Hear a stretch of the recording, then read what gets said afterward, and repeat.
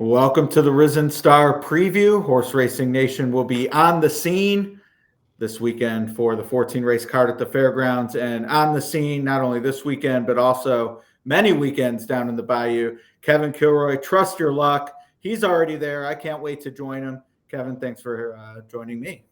Yeah, Ed, can't wait to get you down here, man. It's been a year, right? Since you've been down.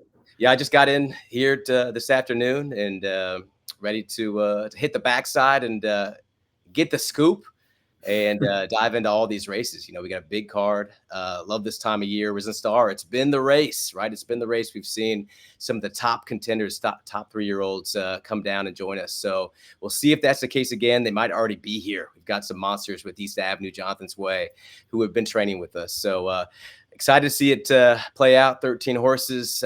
What more could you ask for except for New Orleans, right? We've got the whole city. That's it. I guess the only more you could get is 14 horses, but I think 13's plenty, especially when there's a competitive this one. Before we get to the feature itself, which is race 14 of 14, I believe it's a 6:30 Central Post, 7:30 Eastern, but is a public handicapper, and I've been there myself. You do not have the luxury. Now you could pick your spots when it comes time to bet these races, but you got to pick them all. What is your approach to sort of surveying? And thankfully Fairgrounds gives you a lot of time, but what's the first thing you do knowing you got that 14 race card? Or you, let me see what the stakes looks like, or I got to start with race 1. How do you approach getting ready for the marathon? Yeah, I think I've gotten, a little bit smarter with it, in the few years I've been doing this, where I maybe used to start with race 1 and just work through the card, but doing things like this and getting ready for talking about these races, I always begin with the stakes. So this is the first one that I really dove into, the Risen Star, that we're going to go over. But first thing I do is I just scan, as I do with any card, just to see which horses are on my lists, right? That I'm watching in terms of seeing the workouts mostly is the list that I keep. And horse like Spine I see is on the card. I'm excited to dive into that race. Velvet Devil was one that I tried to the big swing with in his debut. Didn't get it done. We're not going to get the price, but he should be dangerous. I see he's in that one. So I look at the card for that.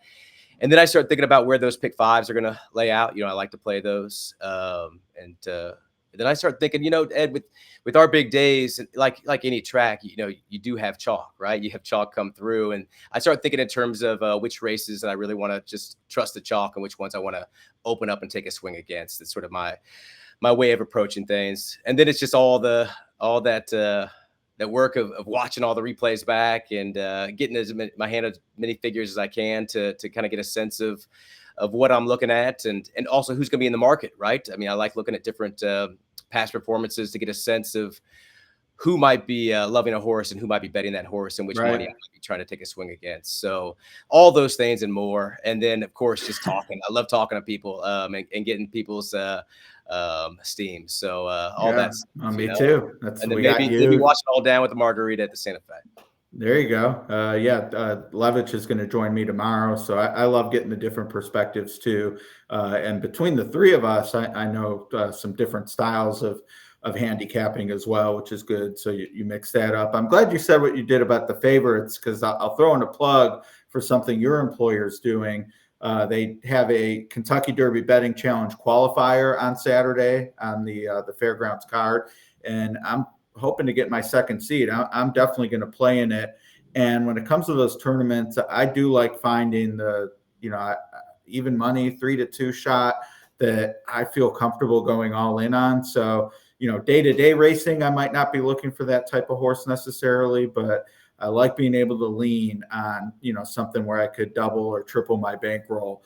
So that's definitely a shared approach when it comes to these big days. But you haven't lined up.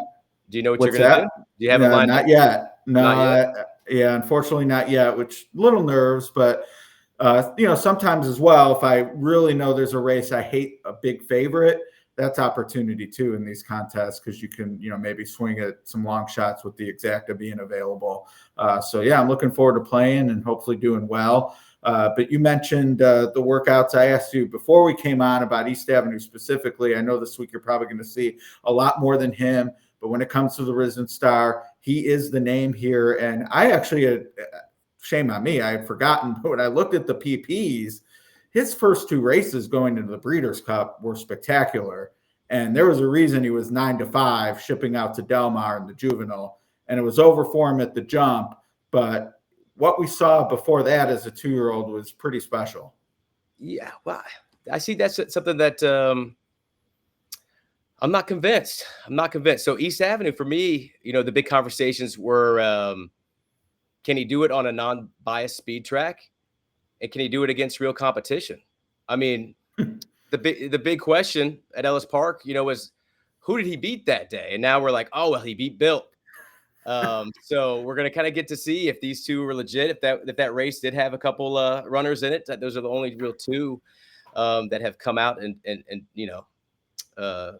move forward. So he did that on a speed bias track on debut. Same with the Keeneland effort. That was very forward dirt track to the front and never really pressured. And who'd he beat? Ferocious and Filoso. They seemed like they were the goods, but they really haven't moved forward. Dapper Moon, that's true. Yeah, Macero, was definitely in good form.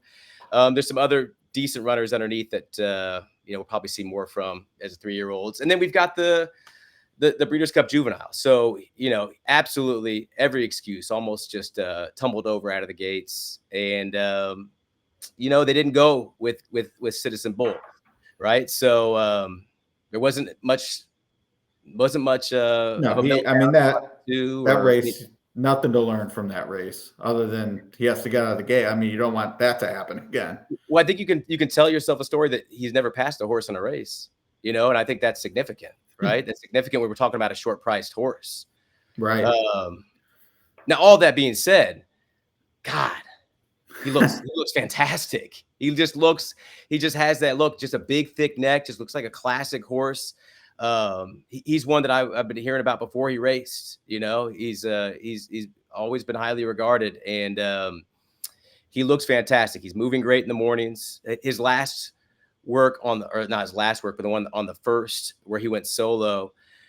I mean, he was still same energy coming in back into the far turn after going around there from the beginning at the gate. Just can he pass horses is the only question. And, is he going to be fully cranked? I mean, Brendan said, a couple of times that, he knows how to get it done in that first weekend of May, getting it done with Pretty Mischievous. And you can't run your 100% race in the pre-ones and then expect your horse to show more later. You got to get better with each one. So I don't think East Avenue is going to be fully cranked. He's going to develop from this race. And what does that mean? Is he still the best in the field? It seems like it, but what are we going to get? We're going to get 8-5, 9-5. It's a pretty short. I mean, with 13, I was thinking maybe 2-1.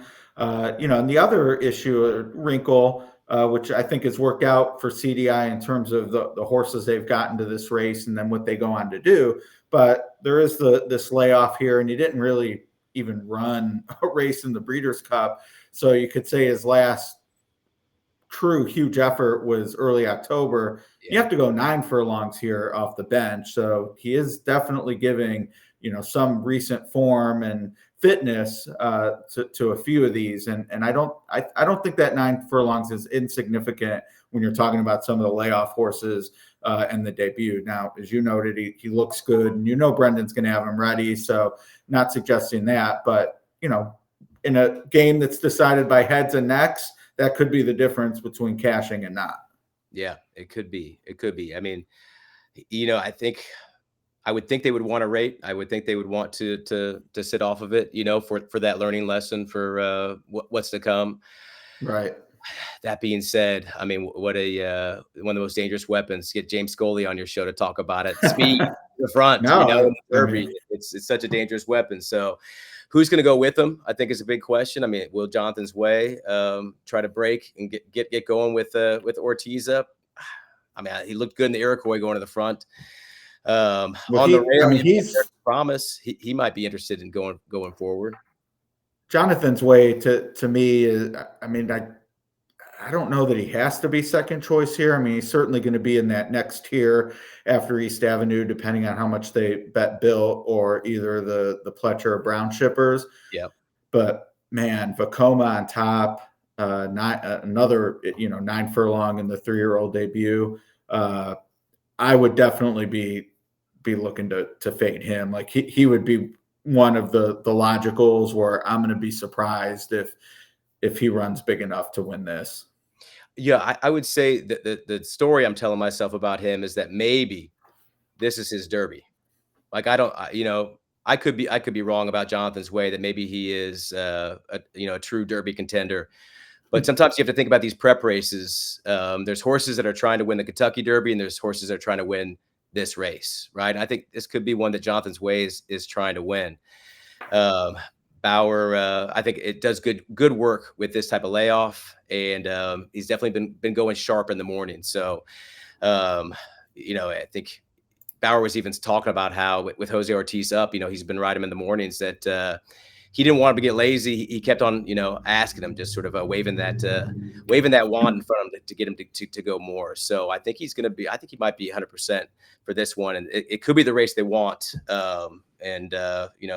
Derby be damned type of thing. No, yeah, and I mean a two-term graded stake for that type of pedigree after what we've seen after we've seen Vacoma's brilliance with his progeny go a long way. I think he'll be too short, and these are my fair odds. And as you can see, I do have East Avenue as the most likely winner, but only 3-1. So when you talk about who's your pick, I think a lot of people that worry about getting the race right and having to have the winner might lean in that direction, because I would agree he's the most likely winner. But from a wagering standpoint, I have to think that between Vassimo, Septarian, and Bill, the three of which I have between 6 and 7-1, given that this is a 13-horse field and East Avenue is going to be, let's say, 2-1, one of those three I have to think is going to be worth a bet here. You think so? I mean, what would you have on Vassimo? So I have Vassimo and Septarian, which is the Pletcher and Brown shippers, respectively. I have them both at 7-1. So a little bit of a punt there. But when making the math work, it was hard to say, oh, one's 8, one's 7. So it's just kind of how it worked out. And then I gave a slight edge to Bill, only because that gun runner figure is on Ragozin anyway. Tell me what Thoroughgraph thinks. But on Ragozin, the gun runner figure is the best of the bunch. Now, there was a step back in the Lecomte, but different weather conditions. He just kind of, I thought, was spinning his anyway, and was actually did well to run on for second and looked like he might win until Disco Party crashed the scene late.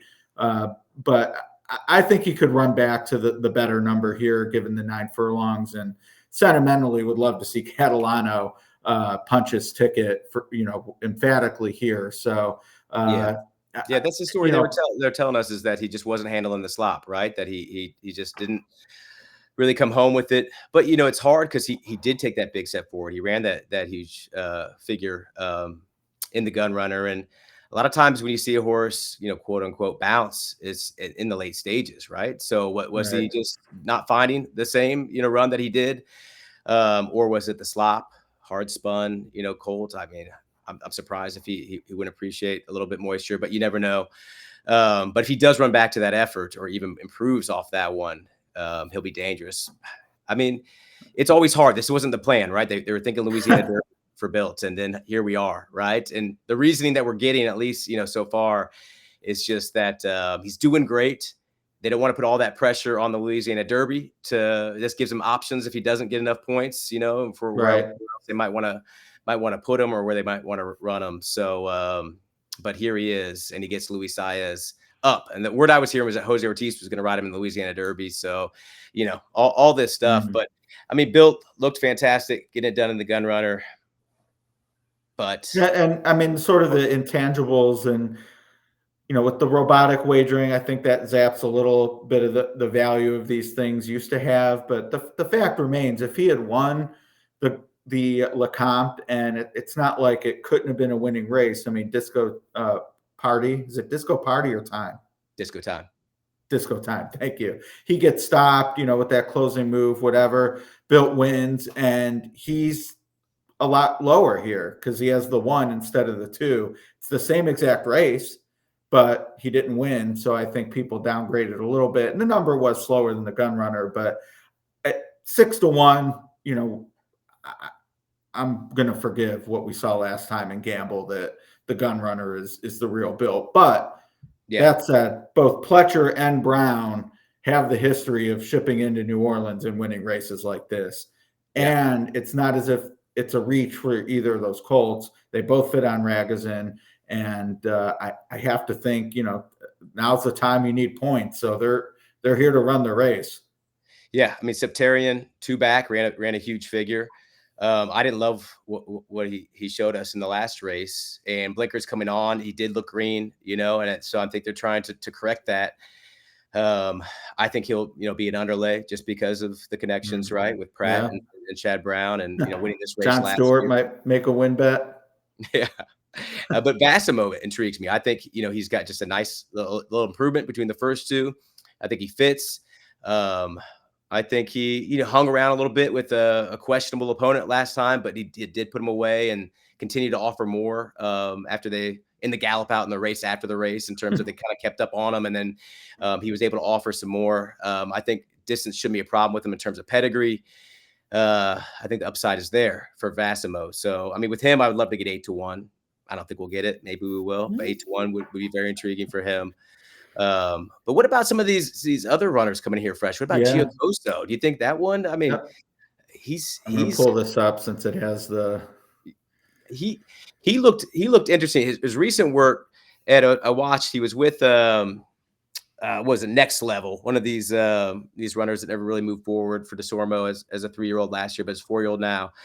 And he was very keen. He broke The trainer has a history of upsetting this race. Yeah, I mean, he's always DeSormo. You always just have to give a second look to. I mean, he's a strong trainer with overlooked horses that can offer value, especially in these big fields. But he was very, very keen early. He really had to be sort of wrangled back because he really wanted to get ahead of his inside foe.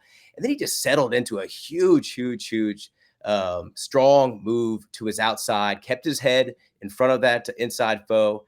And it said they went 6 furlongs, but they went 7. They didn't stop after 7. So I don't think the distance is going to be a problem with him. I think he's beat some good foes, 2-time winner.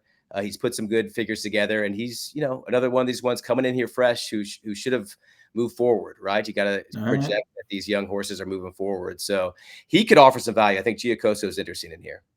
Yeah, and I'm guessing numbers wise, he was maybe a notch slower, hence my 40-1 fair odds. But I do love Not This Time as a sire, and he's run 2 turns 4 times. All of those were on turf, but the 2 wins, including out of the maiden ranks, to me say that. I mean, especially Not This Time with that bottom pedigree being European and Australian. I mean, this horse should run until they tell him to stop. I think that's what he's looking like. And I thought he ran well in the Iroquois. I thought that was a very good effort. So, yeah, I mean, the price will be there. I don't know if I want to just put all my eggs in the win basket on him, but he's right. Someone to use underneath. I don't know what to make of American Promise. I thought he just got turned away from Speed King so easily. Right. But that was he's going to go, right? I think he probably should go. I mean, I don't know. I do think, talk about a 13 horse field, and, it'd definitely be nice to find a winner at, $15 winner like Vassimo or Build if either ends up in that range. But, I've always said when it comes to, and I'm not a huge super effective player, but when you get into those 12, 13, 14, then obviously the Derby is 20, but that amount of horses in the gate, what that does to the super payouts, just be right, is fantastic. So, I love the participation of American Promise, because to me, that means if a horse like Jonathan's Way tries to go with them, like, you can sort of in your mind picture, okay, these horses are going to be out of the super, and then Giacoso, he might be the only one running, and if that's good enough for third, you're gonna score if you're right about the top two. Yeah. So Yeah. And a horse like Jolly I love Sandwich. American Promise from that perspective. Like I hope he goes because to me that in the scenario of what happens in the race helps you cross a few out maybe, Yeah. If including you're, East Avenue perhaps. yeah, I wouldn't cross him out. I think he'll definitely get a share. Definitely. I think it's just a matter of if possibly, a horse who's treating this one like their Derby might just sort of outgame him to the wire. I think Vamos Carlitos is one that we got to take seriously. Coming out for Greg Foley, they claimed this one away from Jonathan Thomas, and he got held up behind horses and still ran really well against Admiral Dennis. And I think I think if you can sort of see that number as a little bit larger than it looks, whatever you're looking at, if you're looking at rags, you're looking at buyers, etc., and think that this horse is, I think bred to get the distance, gets Florent Giroux up, and has some tactical options. Has proven pretty game with a forward run, a couple back at Churchill, and coming from off of it last time. Second time Lasix, third time blinkers. I think Vamos Carlitos is one you want to use underneath for sure. That's a big one, yeah. And I mean, like I said, I think, I mean, really, with the mile and an eighth distance and the opportunity for the speed being inside, I mean, really, the three inside horses all could have a say early. It's almost one of those situations where why would you toss any closer, at least from the third or fourth positions? But yeah, this one makes sense, and I would. I mean, I know Foley isn't maybe known for turf necessarily, but even if things don't work out here, they're going to have a lot of options with this one down the road, given the breeding and what we've seen so far. So sure, Yeah, they wish they had a better post to get a gauge on what they do have, but certainly understand the try. yeah, it could be exciting to see them get another Obesos, another major fed, another Derby contender. Would love it. So, all right. Well, I mean, bringing this up again, just from a wagering standpoint, uh, man, in the pick five, and I haven't gone through the preceding four races too closely, so I don't know how chalky they may or may not be. But I think my hope is going to be to get live to 3, 7, 9 here. Vassimo, Septarian, and Built. I just kind of see them as maybe not as likely as East Avenue, but I just think East Avenue is going to be overbet. Yeah, it will be over bet for sure. Um, yeah, I think render judgment. I think it's going to be easy to sort of draw a line through him, but he's one that McPeak and Brian have talked about as one of their top 3-year-olds, right? And a No. little bit of a tough break in the gun runner, and that was just a carousel of a race that Bill was able to dominate out front. And I think render judgment, December 21st to now, he should definitely have moved forward. So I think he's an interesting one. For me, the way I see finding value in here is getting away from the Pletcher and the Brown. I think those are the ones that are the market are going to kind of go towards as You think they with will? that defensive reflex. Like we've got to Hmm. just sort of work with these. We've seen this story before. These horses, Right. they're coming in here. They've got to be dangerous. But from what I can tell, my read is that Pledger just really doesn't have right now, much of 3-year-olds who are No, very. I mean that all. I would say even in the fall, we even heard about that. And at Symposium, he did a thing with Baffert, and I mean, he even joked. He's like, Bob has 10 horses we're already talking about for Derby, and I have maiden. I have horses I'm still looking to break their maiden with. But I mean, he's come on lately. But yeah, I hear you. Time's running out. Yeah, yeah. Time's running out. I mean, he's bringing them out here. He's the one who fits. It's a good stage to take a swing with.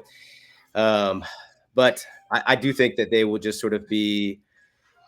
I mean, there's sometimes it's just that sort of that read when you're just trying to think of like, well, who are they going to go for? Who are they going to go after? Who's the market gonna glom onto sort of irrationally? And I think it's Chad Brown and it's Todd Pletcher, right? That you're just gonna Yeah, not get too much separation with those. But I think Bassimo looks good, and if the price is right, he might be worth using beyond verticals. But I think horizontally, if If I try to beat East Avenue, I'm going to go bombs away. I'm going to go Giocoso. I'm going to go render judgment. Uh, Vamos Carlitos. Chunk of gold, Scopy, big, still green, but definitely, I think distance could be okay for him. Yeah. Yeah, I American mean, I think Promise. it's No. Ethan's having a great meet at Turfway. I Is he? definitely took notice that he was willing to ship this one out. Which, I mean, why not? Because you still have time. You can, it can not go great here, and you can still run in the Ruby. It's 5 weeks until then, or it can go great, and then the Louisiana Derby or even the Virginia Derby become an option. And Ethan's willing to run at all three of those places. So I understand the try. I do just kind of wonder if dirt is what this one wants, but now's the time to find out. Yeah, I'd rather find out now than be in a Right. spot like, should we run on the Derby or should we run on the Yeah, turf exactly. race earlier in the card like we saw last year? Yeah, I don't know. I guess he seems a little green about the beginning of his race and the end. Yeah, I think render judgment. I think Seattle Road's a little interesting. Definitely had some excuses. Should be able to get the distance. I'm just talking myself into East Avenue as I'm throwing these ones out. Myself saying it does. Well, and Seattle Road to me is another one of those, like, I mean, I wish I loved East Avenue, because this would be a case. If I loved him, I'd be all over, like, okay, super key, where two of the four long shot closers have to be underneath him. Because, I mean, even if you want to go more than the dime minimum, you can do a lot with horses underneath, as long as you're getting a price with a favorite. But not loving East Avenue makes it a little different for me.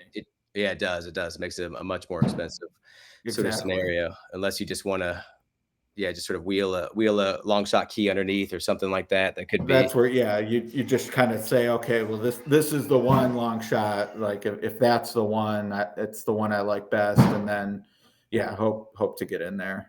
And I don't know who that is yet. I mean, you've given me food for thought on a few of them. What do we Man, think? We have the Derby. I Derby. don't like Seattle Road to win at all. But this just looks like, I mean, I would say of all the ones we've talked about, and I kind of mentioned this a little bit with Giacosa, but I would say it applies even more to Seattle Road. Like, he's just going to be hanging out and then make his run. And I'd be surprised if it's good enough to win, but he'll get a mile and an eighth, and he can be third at a big number. Yeah, and third, you get some points that keep Keep the your dream owners alive. excited and hopeful, and it's got to be a game plan for some of these these trainers and jocks talking it over. Like, all right, like you're saying, let's just make that one run. Let's try to get clean for third, second at best, But if it all falls apart, take it all for sure. But you can't blame them for just some of these points and trying to get some of that purse money. So I could see Seattle Road having that sort of strategy. Right. All right. Well, we have, you're there now. Are you heading out tomorrow morning? Yeah, I'll be out there tomorrow. I'll be checking Awesome. things out. Forecast All is right. So looking good, so hopefully it we'll get stays 3 more dry wins. and we can be attacking it. What are we doing Thursday night? We're gonna get dinner. You've I promised think me it's got to oysters be. on Twitter for weeks. I mean, I'm not a big repeat guy in New Orleans because there's so much good stuff, but I have not stopped thinking about Cooter Browns Yeah, yeah. since we've been there. So Yes, it looks like I feel I'm like game to run it back. it's like a meme. I could just see your face on Twitter. I can't stop thinking about Cooter Browns. Yeah, let's go someplace else. But yeah, I'll be in Thursday, and I'm sure people will watch this up until the Risen Star. But for those early in the week that are seeing it, there is a Pick 5 carryover Thursday afternoon on the last 5 races of the day. So I'm Yeah, hoping 31,000. to hit that. Yeah, let's take a swing. Let's celebrate. No delay. But all right, well, Kevin, really appreciate you joining me. Good Yeah, Ed, stuff. anytime. Let's get it done. All right, trust your luck on X. Hopefully, some good insights. He'll be out every morning, and then his Twin Spires colleagues joining him later this week, as will I. Live from the fairgrounds at EJXD2. Good luck this weekend.